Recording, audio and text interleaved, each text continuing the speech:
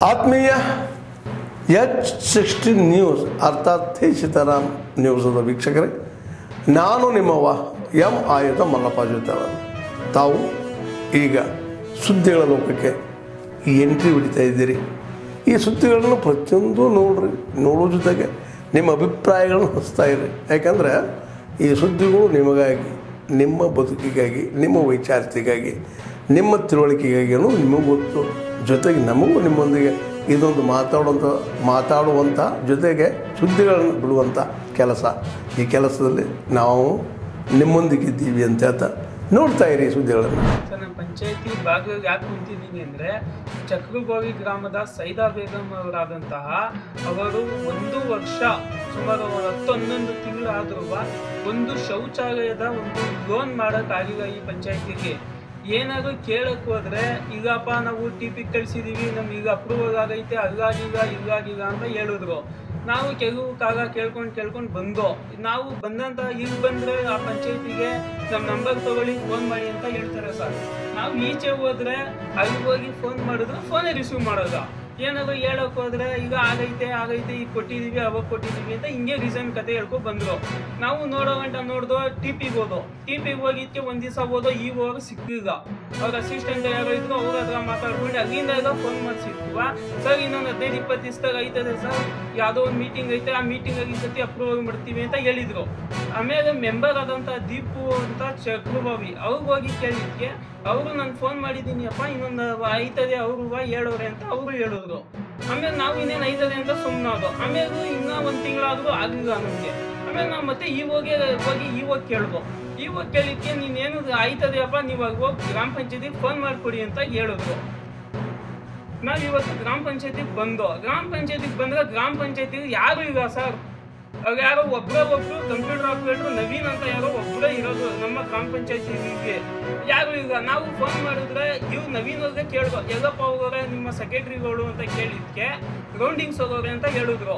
ನಾವು PDO ಸಾಹೇಬ್ರಿಗೆ phone ಮಾಡಿ ಕೇಳಿದ್ಕೆ MLA ಮೀಟಿಂಗ್ ಇದ್ದೀವಿ ಅಂತ ಹೇಳಿದ್ರು.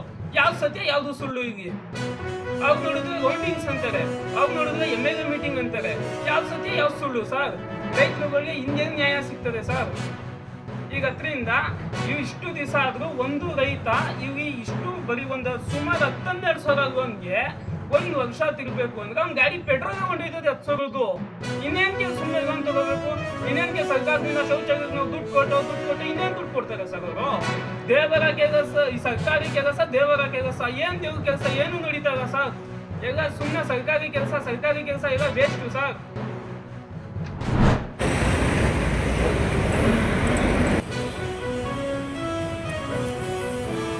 बोलो भारत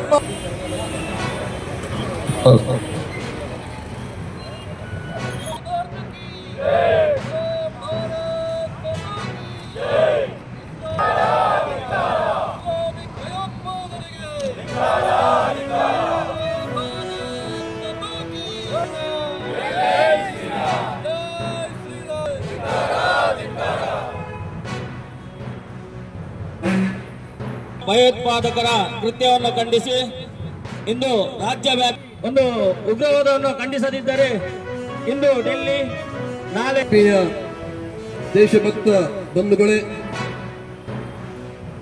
ಮೊನ್ನೆ 10ನೇ ತಾರೀಕು. ನಮಸ್ಕಾರ, ನಾನು ಶರತ್ ಅಂದ್ಬಿಟ್ಟು. ನಾನು ಈ ವಿಡಿಯೋ ಮಾಡ್ತಿರೋ ಕಾರಣ ಏನಂದರೆ 14ನೇ ತಾರೀಕು ಮಧ್ಯಾಹ್ನ ಏಷ್ಯಾನೆಟ್ ಸುವರ್ಣ ನ್ಯೂಸಲ್ಲಿ ವಿರಾಜಪೇಟೆ MLA ಆದಂತಹ ಶ್ರೀ AS ಪೊನ್ನಣ್ಣನವರು ಒಂದು ಬೈಟ್ ಕೊಟ್ಟಿದ್ದರು TV ಅವ್ರಿಗೆ. ಏನಂತ, ಬಿಹಾರ ಎಲೆಕ್ಷನ್ ಮುಂಚೆನೇ 10,000 ರೂಪಾಯಿ ದುಡ್ಡು ಹಾಕ್ಬಿಟ್ಟು ಎಲೆಕ್ಷನ್ ಗೆದ್ದು ಅಂತ ಹಾಕಿದ್ರು. ಅದಕ್ಕೆ ನಾನು ಒಂದು ಪೋಸ್ಟ್ ಮಾಡಿದ್ದೆ ಅವ್ರಿಗೆ. ಅದರಲ್ಲಿ ಆಕ್ಷೇಪಾರ್ಹ ಪದ ಬಳಕೆ ಮಾಡಿದೆ, ಅಶ್ಲೀಲ ಪದ ಬಳಕೆ ಮಾಡಿದೆ. ಹಾಗಾಗಿ ನನ್ನ ಮೇಲೆ ಮಡಿಕೇರಿ ನಗರ ಠಾಣೆಯಲ್ಲಿ ದೂರು ದಾಖಲಾಗಿತ್ತು. ಹಾಗೂ ನಾನು ನಿನ್ನೆ ಠಾಣೆಗೆ ಹಾಜರಾಗಿ ಅಲ್ಲಿನ ಎಲ್ಲ ನನಗೆ ಗೊತ್ತಿರುವಂಥ ಎಲ್ಲ ಮಾಹಿತಿಗಳನ್ನು ನೀಡಿಬಿಟ್ಟು ಬಂದಿದ್ದೀನಿ. ಹಾಗೂ ಇನ್ನು ಮುಂದೆ ಯಾವುದೇ ಕಾರಣಕ್ಕೂ ಪೊನ್ನಣ್ಣ ಸರ್ ಅವ್ರ ಬಗ್ಗೆ ಆಗಲಿ ಬೇರೆಯವ್ರ ಬಗ್ಗೆ ಆಗಲಿ ನಾನು ಈ ಥರ ಕಮೆಂಟ್ ಆಗಲಿ ಪೋಸ್ಟ್ ಆಗಲಿ ಮಾಡಲ್ಲ.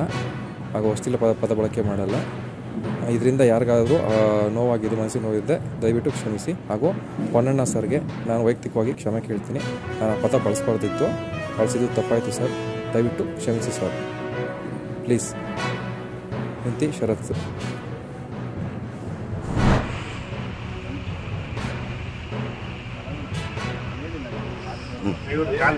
ನಮಸ್ತೆ. ನಮಸ್ತೆ.